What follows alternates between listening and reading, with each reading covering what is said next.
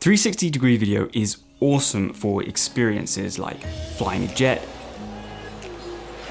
swimming with sharks, or being transported somewhere awe-inspiring. But what if you want to tell a story? I've done it twice, and here's what I discovered about storytelling in 360 degrees. How to tell a story in 360 degrees. So a couple years ago, I was asked to direct a 360-degree video that told the story of teenagers involved in a car accident. You're the worst!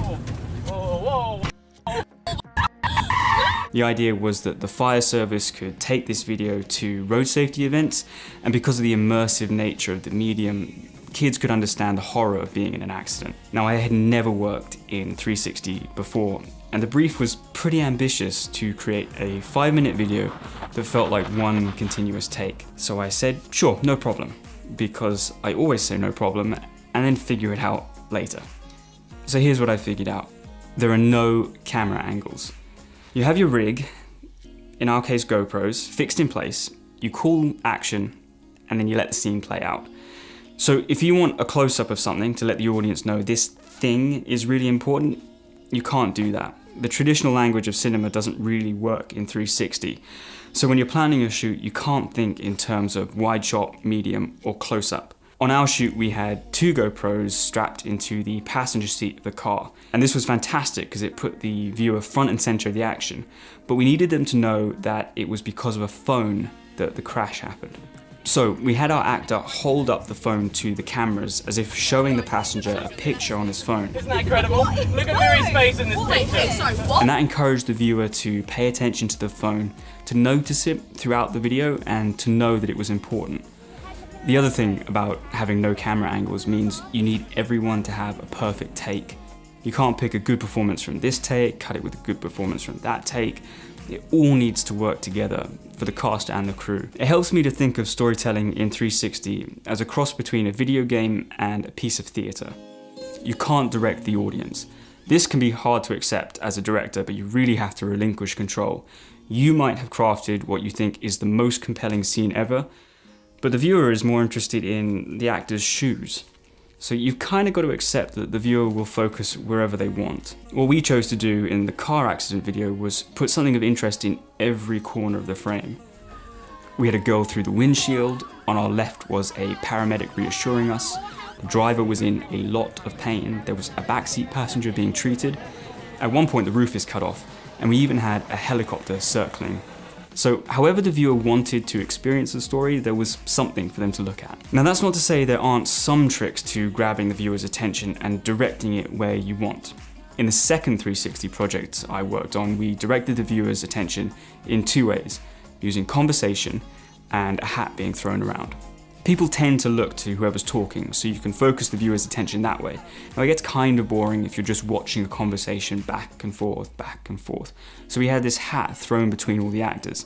That served 2 purposes. It gave the viewer something to follow, literally like a dog following a ball. And it also gave purpose to the camera moving down to the water's edge, which we needed for the second part of the video. I say camera, I was the camera, which meant I could observe the actors, I could be up close to their performances. And I wanted to look super glamorous, of course. Our director and DP were hiding just behind that wall, because of course there's no off-camera in 360. Stay out of the dead zone. This is all about blocking your scene and the physicality of working in 360 degrees.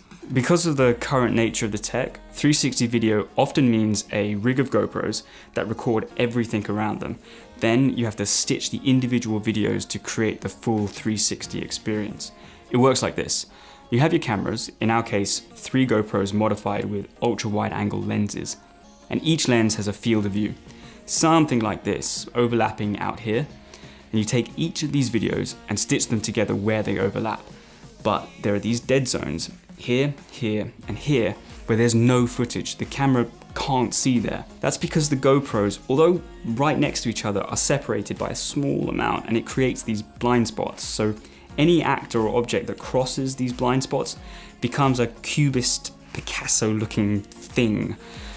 So when blocking out your scene, it's vital to make sure that no actors cross these blind spots and they approach the lenses directly, or they take these big loops around the dead zones. We spent a full day choreographing our actors' movements around these stitch lines.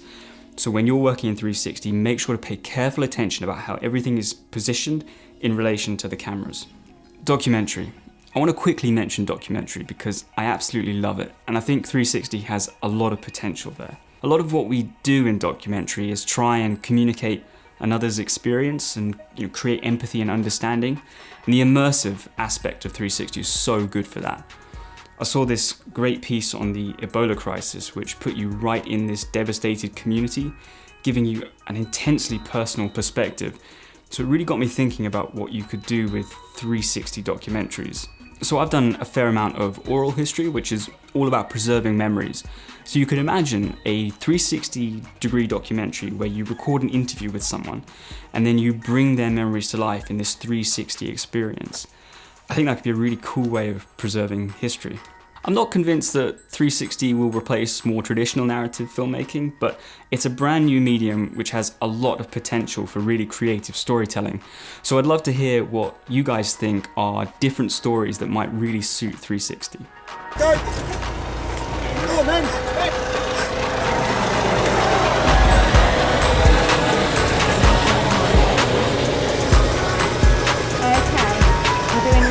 You played really nice and calm for me, okay? I'm going to give you something for the pain. Have you got any pain anywhere else?